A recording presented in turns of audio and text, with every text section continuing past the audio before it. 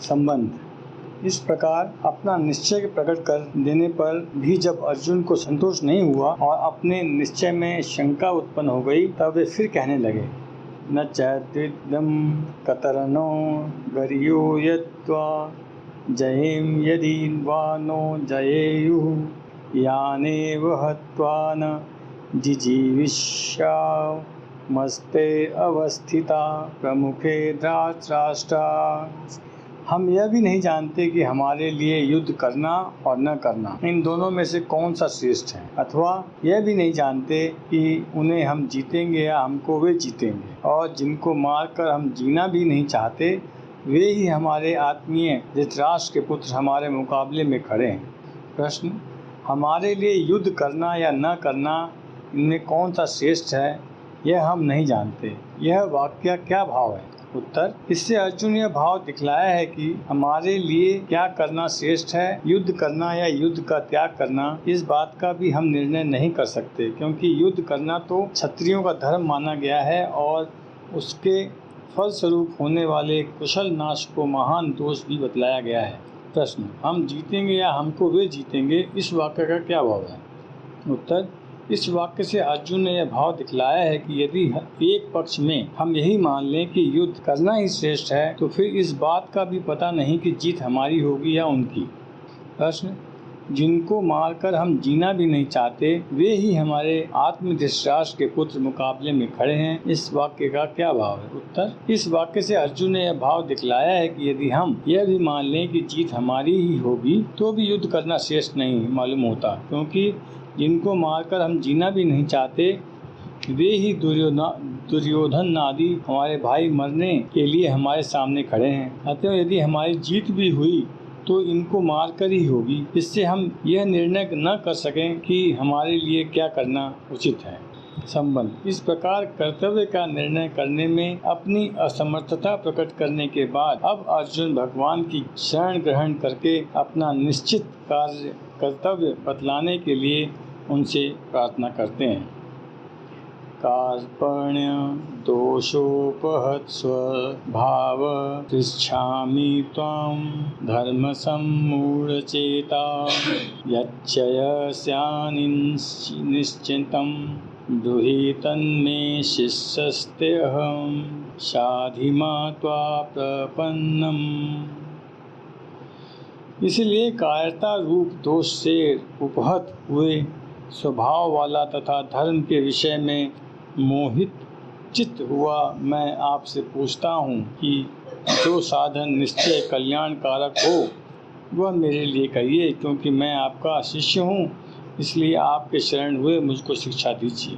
कार्पण्य दोष क्या है और अर्जुन जो अपने को उससे उपहत स्वभाव कहा है, इसका क्या तात्पर्य है? उत्तर, कर्पण शब्द विभिन्न अर्थों में व्यवहृत होता है। पहला, जिसके पास पर्याप्त धन है, परंतु जिसकी धन में इतनी प्रबल आसक्ति और लोभ है कि जो दान और भोग आदि के न्याय संगत और उपयुक्त अवसरों पर भी एक पैसा नहीं खर्च करना चाहता, उस कंजूस को कृपण कहते हैं। दूसरा, मनुष्य जीवन का शास्त्र सम्मत और सतजना अनुमोदित प्रधान लक्ष्य है। भगवान के तत्व को जानकर उन्हें प्राप्त कर लेना। जो मनुष्य इस लक्ष्य को भूलकर विषय भोग में ही अपना जीवन खो देता है, उस मूर्ख को भी कृपण कहते हैं। श्रुति कहती है, यो वा यदत्तक्षरं गागर्य विधिवितवा अस्माल्योकात्परति स कृपण। हे गार्गी, इस अविनाशी परमात्मा को बिना जाने ही जो भी कोई इस लोक से मरकर जाता है वह कृपण है। भगवान ने भी भोगेश्वर्य में आसक्त फल की वासना वाले मनुष्य को कृपण कहा है। कृपणा फल हेतव। तीसरा, सामान्यतः दीन स्वभाव का वाचक भी कृपण शब्द है। यहाँ अर्जुन में जो कृपण है वह न तो लोभ जनित कंजूसी है और न भोगासक्ति रूप कृपणता ही है, क्योंकि अर्जुन स्वभाव से ही अत्यंत उदार, दानी एवं इंद्र विजयी पुरुष हैं। यहाँ भी वे स्पष्ट शब्दों में कहते हैं कि मुझे अपने लिए विजय, राज्य या सुख की आकांक्षा नहीं है। जिनके लिए ये वस्तु अपेक्षित है वे सब आत्मीय जन तो यहाँ मरने के लिए खड़े हैं। इस पृथ्वी की तो बात ही क्या है। मैं तीनों लोकों के राज्यों के लिए भी दुर्योधन आदि को नहीं मारना चाहता। समस्त भूमंडल का निष्कंटक राज और देवताओं का आधिपत्य भी मुझे शोक रहित नहीं कर सकते। जो इतना त्याग करने को तैयार हैं वह कंजूस या भोगासक्त नहीं हो सकता। दूसरे, यहाँ ऐसा अर्थ मानना एक प्रकरण के भी सर्वथा विरुद्ध है। यहाँ अर्जुन का यह कृपण्य एक प्रकार का दैन्य ही है जो करुणा युक्त कायरता और शोक के रूप में प्रकट हो रहा है। संजय ने प्रथम श्लोक में अर्जुन के लिए कृपया विष्ठम पद का प्रयोग करके इस करुणा जनित कायरता का ही निर्देश किया है। तीसरे श्लोक में स्वयं भगवान ने भी कैव्यम पद का प्रयोग करके इसी की पुष्टि की है। अतएव यही प्रतीत होता है कि अर्जुन का यह कर्पण्य बंधुनाश की आशंका से उत्पन्न करुणा युक्त कायरता ही है। अर्जुन आदर्श क्षत्रिय हैं, स्वाभाविक ही शूरवीर हैं, उनके लिए कायरता दोषी है, चाहे वह किसी भी कारण से उत्पन्न हो। इसी से अर्जुन इसे कर्पण्य दोष कहते हैं। इस कर्पण्य दोष से अर्जुन का अतुलनीय शौर्य, वीर, धैर्य, चातुर्य, साहस और पराक्रम आदि के संपन्न क्षत्रिय स्वभाव नष्ट सा हो गया है। इसी से उनके अंग शिथिल हो रहे हैं, मुख सूख रहा है, अंग कांप रहे हैं, शरीर में जलन सी हो रही है और मन भ्रमित सा हो रहा है। करुणा युक्त कायरता के आवेश से अर्जुन अपने में इन स्वभाव विरुद्ध लक्षणों को देखकर कहते हैं कि मैं कर्पण्य दोष से कुपहत स्वभाव हो गया हूँ। प्रश्न, अर्जुन ने अपने को धर्मस मूढ़ चेता क्यों कहा? उत्तर, धर्म अधर्म या कर्तव्य अकर्तव्य का यथार्थ निर्णय करने में जिसका अंतःकरण सर्वथा असमर्थ हो गया हो उसे धर्म सम्मूढ़ चेता कहते हैं। अर्जुन का चित्त इस समय भयानक धर्म संकट में पड़ा है। वे एक ओर प्रजापालन, छात्र धर्म, स्व सत्व संरक्षण आदि की दृष्टि से युद्ध को धर्म समझकर उसमें लगना उचित समझते हैं और दूसरी ओर उनके चित्त की वर्तमान कर्पण्य वृत्ति युद्ध के नाना प्रकार के भयंकर परिणाम दिखाकर उन्हें भिक्षावृत्त, संन्यास और वनवासी की ओर प्रवृत्त करना चाहती है। चित्त इतना करुणाविष्ट है कि वह बुद्धि को किसी निर्णय पर पहुंचने ही नहीं देता। इसी से अपने को किंकर्तव्य मूढ़ पाकर अर्जुन ऐसा कहते हैं। प्रश्न, निश्चितम श्रेय यह क्या तात्पर्य है? से क्या तात्पर्य है? उत्तर, कौरवों की भीषण, द्रोण, कर्णादि विश्वविख्यात अजय शूरवीरों से संरक्षित अपनी सेना से कहीं बड़ी सेना को देखकर अर्जुन डर गए हों और युद्ध में अपने विजय की संभावना से सर्वथा निराश होकर अपना कल्याण युद्ध करने में या न करने में इस उद्देश्य से श्रेय शब्द का प्रयोग करके जय पराजय के संबंधों में श्री भगवान से एक निश्चित निर्णय पूछते हों, ऐसी बात यहाँ नहीं है। यहाँ तो उनके चित्त में बंधु स्नेह जाग उठा है और बंधु नाश जनित एक बहुत बड़े पाप की संभावना हो गई है जिससे वे अपने परम कल्याण में महान प्रतिबंधक समझते हैं और दूसरी ओर मन में यह भावना भी आ रही है कि क्षत्रिय धर्म समस्त युद्ध का जो मैं त्याग कर रहा हूँ कहीं यही अधर्म हो और मेरे परम कल्याण में बाधक हो जाए। ऐसी बात तो नहीं। इसी से वे निश्चित श्रेय की बात पूछते हैं। उनका यह निश्चित श्रेय जय पराजय से संबंध नहीं रखता। इसका लक्ष्य भगवत प्राप्ति रूप परम कल्याण है। अर्जुन ये कहते हैं कि भगवान, मैं कर्तव्य का निर्णय करने में असमर्थ हूँ, आप ही निश्चित रूप से बतलाइए मेरे परम कल्याण का साधन कौन सा है। प्रश्न, मैं आपका शिष्य हूँ, मुझे शरणागत को प्राप्त शिक्षा दीजिए, इस कथन का क्या भाव है? उत्तर: अर्जुन भगवान श्री कृष्ण के प्रिय सखा थे। आध्यात्मिक तत्व की बात दूसरी हो सकती है, परंतु व्यवहार में अर्जुन के साथ भगवान का प्राय सभी स्थलों में बराबरी का ही संबंध था। खाने पीने, सोने और जाने अनजाने में सभी जगह भगवान उनके साथ समान बर्ताव करते थे और भगवान के श्रेष्ठत्व के प्रति मन में श्रद्धा और सम्मान होने पर भी अर्जुन उनके साथ बराबरी का ही व्यवहार करते थे। आज अर्जुन को अपनी ऐसी शोचनीय दशा देखकर यह अनुभव हुआ कि मैं वस्तुतः इनसे बराबरी करने योग्य नहीं हूँ। बराबरी में सलाह मिलती है, उपदेश नहीं मिलता। प्रेरणा होती है, बलपूर्वक अनुशासन नहीं होता। मेरा काम आज सलाह और प्रेरणा से नहीं चलता। मुझे तो गुरु की आवश्यकता है, जो उपदेश करे और बलपूर्वक अनुशासन करके श्रेय के मार्ग पर लगा दे तथा मेरे शोक मोह को सर्वथा नष्ट करके मुझे परम कल्याण की प्राप्ति करवा दे। और श्री कृष्ण से बढ़कर गुरु मुझे कौन मिल सकता है? परंतु गुरु की उपदेशामृत धारा तभी बरसती है जब शिष्य रूपी क्षेत्र उसे ग्रहण करने के लिए प्रस्तुत होता है। इसलिए अर्जुन कहते हैं, भगवान मैं आपका शिष्य हूँ। शिष्यों के कई प्रकार होते हैं।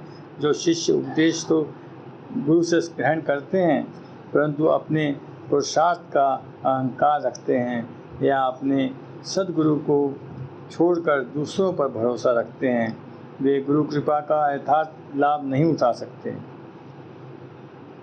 अर्जुन इसलिए शिष्यत्व के साथ ही अपने में अनन्य शरणत्व की भावना करके कहते हैं कि भगवान मैं केवल शिष्य ही नहीं हूँ, आपके शरण भी हूँ।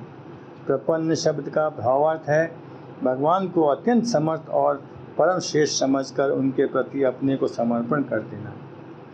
इसी का नाम शरणागति, आत्मनिपेक्ष निक्षेप या आत्मसमर्पण है। भगवान सर्वशक्तिमान, सर्वज्ञ, सर्वांतर्यामी, अनंत गुणों के अपार समुद्र, सर्वाधिपति, ऐश्वर्य, माधुर्य, धर्म, शौर्य, ज्ञान, वैराग्य आदि के अनंत आकार, क्लेश, कर्म, संशय और भ्रमादि का सर्वथा नाश करने वाले परम प्रेमी, परम श्रीहर्ष, परम आत्मीय, परम गुरु और परम परमेश्वर हैं। ऐसा विश्वास करके अपने को सर्वथा निराश्य, निरवलंब, निर्विद्दी, निर्बल और निसत्व मानकर उन्हीं के आश्रय, अवलंब, ज्ञान, शक्ति, सत्व और अतुलनीय शरणागत वात्सल्य का दृढ़ और अनन्य भरोसा करके अपने को सब प्रकार से सदा के लिए उन्हीं के चरणों पर न्यौछावर कर देना और निर्निमेष नेत्रों से उनके मनोन्यान विराम मुख चंद्र की ओर निहारते रहने की तथा चढ़ कठपुतली की भांति नित्य निरंतर उनके संकेत पर नाचते रहने की एकमात्र लालसा से उनका अनन्य चिंतन करना ही भगवान के प्रसन्न होना है। अर्जुन कहते हैं कि मैं इसी प्रकार भगवान के शरण हो जाऊं और इसी भावना से भावित होकर वे कहते हैं, भगवान मैं आपका शिष्य हूँ और आपके शरण हूँ, आप मुझे शिक्षा दीजिए। ते और त्वाम पदों का प्रयोग करके अर्जुन यही कह रहे हैं। अर्जुन की यह शरणागति सर्वोत्तम सच्ची भावना जब 18वें अध्याय के 35वें और 66वें श्लोक में भगवान सर्वगुहतम उपदेश के प्रभाव से सच्ची शरणागति के रूप में परिणित हो जाएगी और अर्जुन जब अपने को उनके कथानुसार चलने के लिए तैयार कर सकेंगे, तभी गीता का उपदेश समाप्त हो जाएगा। वस्तुतः इसी श्लोक से गीता की साधना आरंभ होता है। यही उपदेश के उपक्रम का बीज है और सर्वधर्मादि परित्यज्य श्लोकों में ही इस साधन की सिद्धि है। वही उपसंहार संबंध। इस प्रकार शिक्षा देने के लिए भगवान से प्रार्थना करके अब अर्जुन उस प्रार्थना का हेतु बतलाते हुए अपने विचार को प्रकट करते हैं। नहि प्रपश्यामि ममापनु धाधच्चोकमु क्षयोषणमिन्द्रियाणाम् अवाप्य भूमा वसपन्तमिदं राज्यं सुराणामपि चाधिपत्यम्। क्योंकि भूमि में निष्कंटक धन धान्य संपन्न राज्य को और देवताओं के स्वामीपने को प्राप्त होकर भी मैं उस उपायों को नहीं देखता हूँ जो मेरी इंद्रियों के सुखा देने वाले शोक को दूर कर सके। प्रश्न, इस श्लोक में अर्जुन के कथन का क्या भाव है? उत्तर, उस श्लोक में अर्जुन ने भगवान से शिक्षा देने के लिए प्रार्थना की है, इसलिए यहाँ यह भाव प्रकट करते हैं कि आपने पहले मुझे युद्ध करने के लिए कहा, किंतु उस युद्ध का अधिक से अधिक फल विजय प्राप्त होने पर इस श्लोक में पृथ्वी का निष्कंटक राज्य पा लेना है। और विचार करने पर यह बात मालूम होती है कि इस पृथ्वी के राज्य की तो बात ही क्या है, यदि मुझे देवताओं का आधिपत्य भी मिल जाए तो वह भी मेरे इस इंद्रियों को सुखा देने वाले शोक को दूर करने में समर्थ नहीं है। अतएव मुझे कोई ऐसा निश्चय उपाय बतलाइए जो मेरी इंद्रियों को सुखाने वाले शोकों को दूर करके मुझे सदा के लिए सुखी बना दे। संबंध, इसके बाद अर्जुन ने क्या किया यह बतलाया जाता है। संजय उवाच एवमुक्त्वा ऋषिकेशं गुण्डाकेश परन्तप न योत्सय इति गोविन्दमुक्त्वा तूषणी बभूवः। संजय बोले, हे राजन, निद्रा को जीतने वाले अर्जुन अंतर्यामी श्री कृष्ण महाराज के प्रति इस प्रकार कहकर फिर श्री गोविंद भगवान से युद्ध नहीं करूंगा यह स्पष्ट कहकर चुप हो गए। प्रश्न, इस श्लोक का क्या अभिप्राय है? उत्तर, इस श्लोक में संजय ने धृतराष्ट्र को यह कहा कि उपयुक्त प्रकार से भगवान के शरण होकर शिक्षा देने के लिए उनसे प्रार्थना करके और अपने विचार प्रकट करके अर्जुन यह कहकर कि मैं युद्ध नहीं करूंगा चुप हो गए। प्रश्न, गोविंद शब्द का क्या अर्थ है? उत्तर, गोभी वरे दवाक्यविर्धते लंभते इति गोविंद। इस व्युत्पत्ति के अनुसार वेदवाणी के द्वारा भगवान के स्वरूप की उपलब्धि होती है, इसलिए उनका नाम गोविंद है। गीता में भी कहा है, वैद्यश्च सर्वोरहमेव वैद्य, संपूर्ण वेदों के द्वारा जानने योग्य मैं ही हूँ। संबंध, इस प्रकार अर्जुन के चुप हो जाने पर भगवान श्री कृष्ण ने क्या किया, इस जिज्ञासा पर संजय कहते हैं, तमुवाच ऋषिकेश प्रहसिन्नव भारत सेनयोरुभ्यमध्ये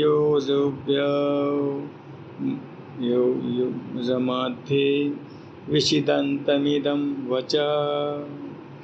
हे भरतवंशी धृतराष्ट्र, अंतर्यामी श्री कृष्ण महाराज दोनों सेनाओं के बीच शोक करते हुए उस अर्जुन को हंसते हुए से यह वचन बोले। प्रश्न, उभयो सेनयो मध्य विषिदंतम विशेषण के सहित तम पद के प्रयोग का क्या भाव है? उत्तर, इससे संजय ने यह भाव दिखलाया है कि जिन अर्जुन ने पहले बड़े साहस के साथ अपने रथ को दोनों सेनाओं के बीच में खड़ा करने के लिए भगवान से कहा था, वे ही अब दोनों सेनाओं में स्थित स्वजन समुदाय को देखते ही मोह के कारण व्याकुल हो गए हैं। उन्हीं अर्जुन से भगवान कहने लगे। प्रश्न, हंसते हुए यह वचन बोले, इस वाक्य का क्या भाव है? उत्तर, इस वाक्य से संजय इस बात का दिग्दर्शन कराते हैं कि भगवान ने क्या कहा और किस भाव से कहा। अभिप्राय यह है कि अर्जुन उपयुक्त प्रकार से शूरवीरता का प्रकट करने वाली जगह उल्टा विषाद कर रहे हैं तथा मेरे शरण होकर शिक्षा देने के लिए प्रार्थना करके मेरा निर्णय सुनने के पहले ही युद्ध न करने की घोषणा भी कर देते हैं। ये इनकी कैसी गलती है? इस भाव से मन ही मन हंसते हुए भगवान, जिनका वर्णन आगे किया जाता है, वे वचन बोले। संबंध। उपयुक्त प्रकार से चिंता मग्न अर्जुन ने जब भगवान के शरण होकर अपने महान शोक की निवृत्ति का उपाय पूछा और यह कहा कि इस लोक और परलोक का राज्य सुख इस शोक की निवृत्ति का उपाय नहीं है, तब अर्जुन को अधिकारी समझकर उनके शोक और मोह को सदा के लिए नष्ट करने के उद्देश्य से भगवान पहले नित्य और अनित्य वस्तु के विवेचन पूर्वक सांख्य योग की दृष्टि से भी युद्ध करना कर्तव्य है, ऐसा प्रतिपादन करते हुए सांख्य निष्ठा का वर्णन करते हैं। श्री भगवान उवाच अशोच्यान न वंशोचत् सत्वं प्रज्ञावादांश्च भाषसे गतासु न गतासुश्च नानुशोचन्ति पंडिता। श्री भगवान बोले, हे अर्जुन, तू न शोक करने योग्य मनुष्य के लिए शोक करता है और न पंडितों के ऐसे वचनों को कहता है, परंतु जिनके प्राण चले गए हैं उनके लिए और जिनके प्राण नहीं गए उनके लिए भी पंडित जन शोक नहीं करते। प्रश्न। अर्जुन के कौन से वचनों को लक्ष्य करके भगवान ने यह बात कही जिनका शोक नहीं करना चाहिए, उनके लिए तुम शोक कर रहे हो? उत्तर। दोनों सेनाओं में अपने चाचा, ताऊ, बंधु बांधव, आचार्य आदि को देखते ही उनके नाश की आशंका से विषाद करते हुए अर्जुन ने जो प्रथम अध्याय के 28वें, 29वें और 30वें श्लोक में अपनी स्थिति का वर्णन किया है, 45वें श्लोक में युद्ध के लिए तैयार होने की क्रिया पर शोक प्रकट किया है और 47वें श्लोक में जो संजय ने अपनी स्थिति का वर्णन किया है, उनको लक्ष्य करके यहाँ भगवान ने यह बात कही है कि जिनके लिए शोक नहीं करना चाहिए उनके लिए तुम शोक कर रहे हो। यहीं से भगवान ने उपदेश का उपक्रम होता है जिसका उपसंहार में हुआ है। प्रश्न। अर्जुन के कौन से वचनों को लक्ष्य करके भगवान ने यह कहा है कि तुम पंडितों सरीखी बातें कह रहे हो? उत्तर। पहले अध्याय में 31वें, 44वें और दूसरे अध्याय में 4वें से 6वें श्लोक तक अर्जुन ने कुल के नाश से उत्पन्न होने वाले महान पाप का वर्णन करते हुए अहंकार पूर्वक दुर्योधनादि नीचता और अपनी धर्म ज्ञाता की बातें कहकर अनेकों प्रकार की युक्तियों से युद्ध का अनौचित्य सिद्ध किया है। उन्हीं सब वचनों को लक्ष्य करके भगवान ने यह कहा है कि तुम पंडितों सरीखे बात कर रहे हो। प्रश्न। गतासून और अगतासून किनका वाचक है तथा उनके लिए पंडित जन शोक नहीं करते, इस कथन का क्या अभिप्राय है? उत्तर। जिनके प्राण चले गए हों उनके गतासु और जिनके प्राण न गए हों उनके अगतासुर कहते हैं। उनके लिए पंडित जन शोक नहीं करते, इस कथन से भगवान ने यह भाव दिखलाया है कि जिस प्रकार तुम अपने पितामह आदि मरकर परलोक में गए हुए पितरों के लिए चिंता कर रहे हो कि युद्ध के परिणाम में हमारे कुल का नाश हो जाने पर वर्ण संकरता फैल जाने से हमारे पितर लोग नरक में गिर जाएंगे आदि, तथा सामने खड़े हुए बंधु बांधवों के लिए भी चिंता कर रहे हो कि इन सब के बिना हम राज्य और भोगों को लेकर ही क्या करेंगे, कुल का संहार हो जाने से स्त्रियां भ्रष्ट हो जाएंगी इत्यादि इस प्रकार की चिंता पंडित लोग नहीं करते, क्योंकि पंडितों की दृष्टि में एक सच्चिदानंद घन ब्रह्म ही नित्य और सत वस्तु हैं, जिससे भिन्न कोई वस्तु नहीं है। वही सबका आत्मा है, उसका कभी किसी प्रकार भी नाश नहीं हो सकता और शरीर अनित्य है, वह रह नहीं सकता, तथा आत्मा और शरीर का संयोग विभोग व्यवहारिक दृष्टि से अनिवार्य होते हुए भी वास्तव में स्वप्न की भांति कल्पित है। फिर ये किसके लिए शोक कर रहे हैं और क्यों कर रहे हैं, क्यों करें, किंतु तुम शोक कर रहे हो, इसीलिए जान पड़ता है तुम पंडित नहीं हो, केवल पंडितों की जैसी बातें ही कर रहे हो।